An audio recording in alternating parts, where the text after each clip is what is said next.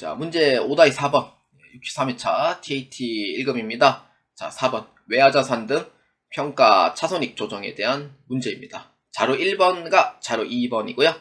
자, 시작하기 전에 자, 외화자산 등 차손익 조정 명세서를 자, 클릭하겠습니다. 과목별 세무조정 1번에 있습니다. 자, 시작해 봅시다. 외화자산인데 정기분 자본급 적립금 조정명세서 을표 내역 외화자산 부채 및 내역인데 을표에서는 이제 어떤 걸 작성하냐면은 이거를 작성해 주는 거예요. 여기 외화자산 외화부채 이렇게. 자, 그래서 세무조정 참고 자료를 한번 봅시다. 회사는 외화자산과 부채를 기말 매매기준율로 평가하는 것으로 관할 세무서에 신고하였습니다. 그러니까 매매기준율로 해서 관할 세무서에 신고를 했어요. 요게 텍스가 되겠죠. 자, 그래서 2번 정기말 현재 자본금과 적립금 조정명세서 을표에 기재된 외환 환산 손익 유보는 정기말 현재 외화 외상 매입금에서 발생한 것으로 2023년 모두 지급되었습니다. 자, 여기가 이제 2022년도 건데 외상대금을 다 지급을 했잖아요. 그러면은 이 유보로 되어 있는 부분, 사내에서 이제 보유하고 있는 부분에 대해서 유출을 했으니 반대의 세무조정을 이제 해주셔야 돼요. 마이너스 돼 있다는 거는 뭐예요? 송금 산입으로 돼 있다는 거죠. 그래서 반대의 세무조정은 송금 산입의 반대말, 송금 불산입 또는 입금 산입으로 해서 세무조정을 해주셔야 됩니다. 자, 그 다음 3번. 회사는 결산 시 사업연도 평균 환율을 적용하여 외화자산과 부채를 평가하였고 이에 따라 외화평가 차손익을 인식하였습니다. 자, 시작해봅시다. 자, 이건 입력할 때 잘 보셔야 되는 게 단기말 장부금액을 이렇게 입력해주는 게 아니고요. 이 장부금액에서는 여기를 입력해줘야 돼요. 발생시 환율 여기에 입력해 주셔야 되고요. 단기말 매매기준율은 이 평가금액에 넣어주시면 됩니다. 그래서 GAAP와 이제 텍스의 차이점인데 단기말 장부금액에 넣지 않는다는 점 잘 기억해 주시고요. 자, 외상매출금, 외상매입금 한번 넣어보도록 하겠습니다. 자, 외화금액은 12,000달러, 적용환율은 1250원. 자, 그 평가금액은 1100원 해가지고 마이너스 180만원이 됩니다. 그래서 이 금액에서는요, 기준점은 이 평가금액, 이 텍스가 기준점이 돼요. 자, 돈을 더 많이 받았어요? 적게 받았어요? 장부금액으로 봤을 때는 이제 1,500만원이고 평가가 1,320만원이니까 180만원만큼 이제 텍스 입장에서는 적게 받은 거예요. 그러면은 이 상이 어떻게 되냐? 외환환산 손실이 되는 거죠. 그래서 요거는 이제 입금 불산입으로 처리가 됩니다. 그래서 이렇게 해서 아마 세무조정이 이제 들어갈 거고요. 자, 그 다음에 외화부채도 똑같이 해주면 돼요. 외화금액 얼마? 13,000달러. 발생시 환율 1,200원. 그 다음에 매매기준율 1,100원. 그래서 얼마냐면은 130만원 이렇게 돼요. 자, 이렇게 해서 처리해 주시면 돼요. 근데 여기에서 이제 부채인 경우에는 지금 돈을 지금 어떻게 되냐면은 지금 적게 줘야 될 상황인데 이게 이익으로 오해받을 수 있거든요. 부채 같은 경우에는 금액이 올라가면은 손실이고, 맞아요. 손실이고, 금액이 내려가면은 이익이 되는데, 지금 이 금액에서는 지금 장부 금액이 더 많잖아요. 그러면은 내가 돈을 줘야 될 금액이 적어지잖아요. 그럼 외환환산 이익이 되잖아요. 그래서, 맞네요. 외환환산 이익이 맞네요. 그래서 요거는 외환환산 이익으로 지급을 합니다. 그렇기 때문에 이 부분에서는 입금 산입으로 처리가 돼요. 또는 송금 불산입. 이렇게 해서 세무조정이 아마 들어갈 겁니다. 그래서 이거를 고지고대로 들어가는 게 아니고 현 상황에서는 이렇게 조정이 될 거다라고 예상을 지금 잡아놓는 거예요. 자, 그러면은 을표는 이제 끝났고 이제 가표에 클릭합니다. 가표에서는 이제 여기에 을표에 이제 작성된 금액 마이너스 50만원이 되는 거예요.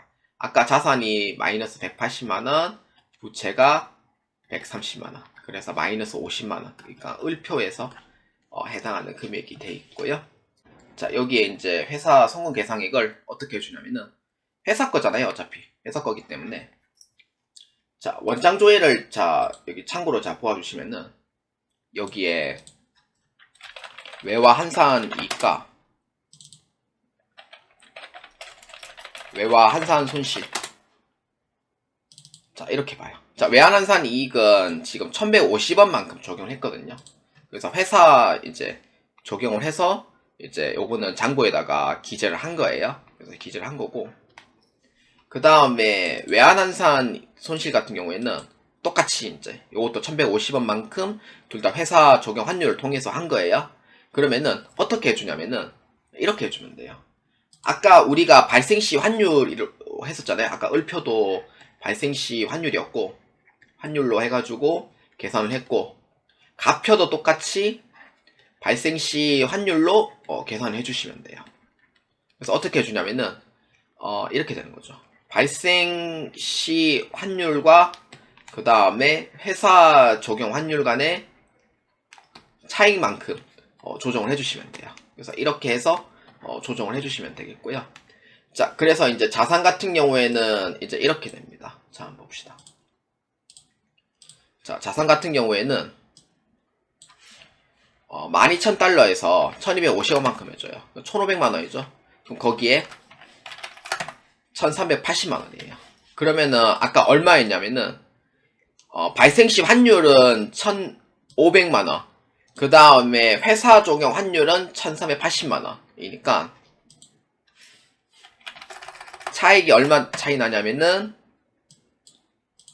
120만원만큼 차익이 나는 거예요. 그렇기 때문에 자산 같은 경우에는 여기가 이제 1,500만원, 여기가 1,380만원이니까 이 금액이 더 크죠. 발생시 환율이. 그러면은 120만원은 오히려 금액이 적어지는 거죠. 그래서 이것도 외환한산 손실이 나와요. 아까 을표에 해당하는 금액과 똑같이 나오는 거죠. 그 다음에 외상매입금. 자, 13,000달러에서 1,200원만큼 해줘요. 그래서 얼마냐면은 1,560만원이 기준금액이 아니지. 1,560만원이 발생시 환율이고, 그 다음에 13,000달러에서 1,150원만큼 해주면은 1,495만원만큼 해당이 돼요. 이게 장부상 금액이죠. 그럼 여기서 이제 차익만큼 넣어줘요. 65만원만큼 차익이 나죠.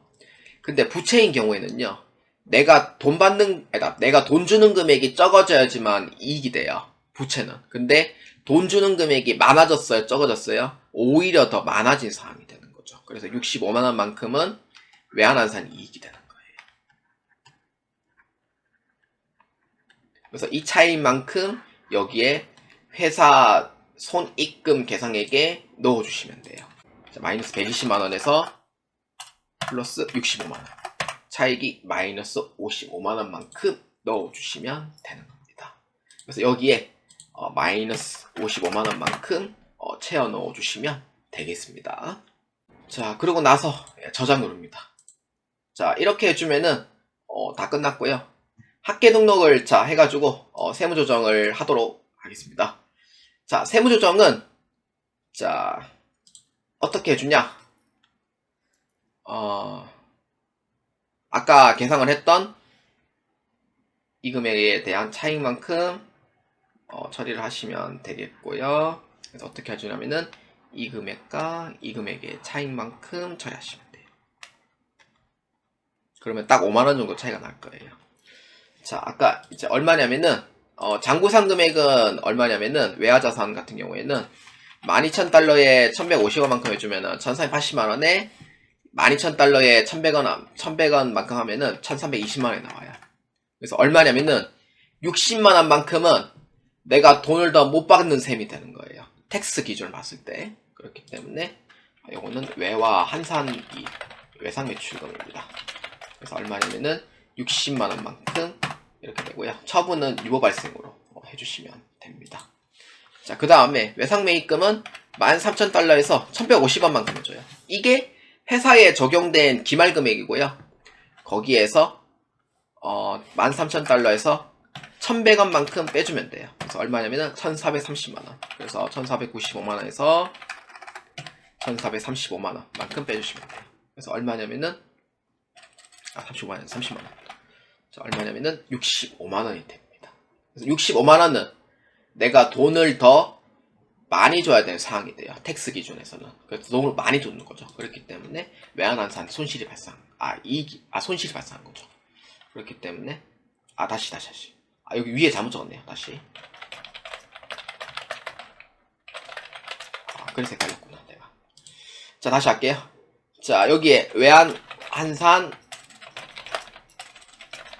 이익으로 해주면 됩니다. 외상외이익. 자, 얼마냐면은 65만원으로 해주시면 돼요. 이렇게 해서 유효 발생으로 처리하시면 되고요. 이게 끝이냐? 아닙니다.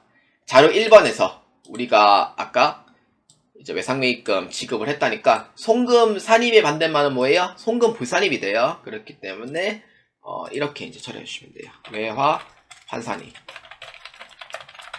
외상매입금으로 해가지고 여기에 390만원만큼 해서 유보 발생 반대만 뭐예요? 유보 감소로 해주시면 돼요. 그래서 유보 감소로 처리해 주시면 되겠습니다. 자, 이렇게 해서 저장 눌러주시면 되겠습니다. 자, 실무수행 평가 4번 한번 봅시다. 자, 외화자산 등 평가 손익조정 가불 조회입니다. 요거는 세무조정에 대한 문제를 물어보는 거고요. 그래서 요 세무조정에 대해서 얼마인지 이것만 확인하고 넘어가 주시면 되겠습니다. 자, 한번 봅시다.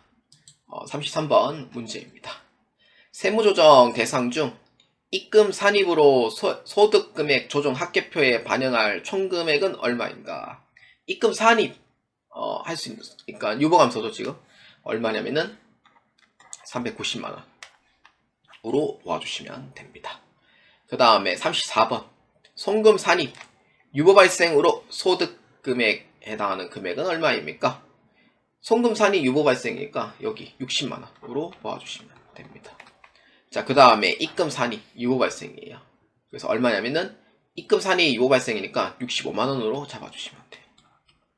자, 이렇게 해서 이제 다시 이렇게 해서 실무수행 평가를 적용해 주시면 되겠습니다.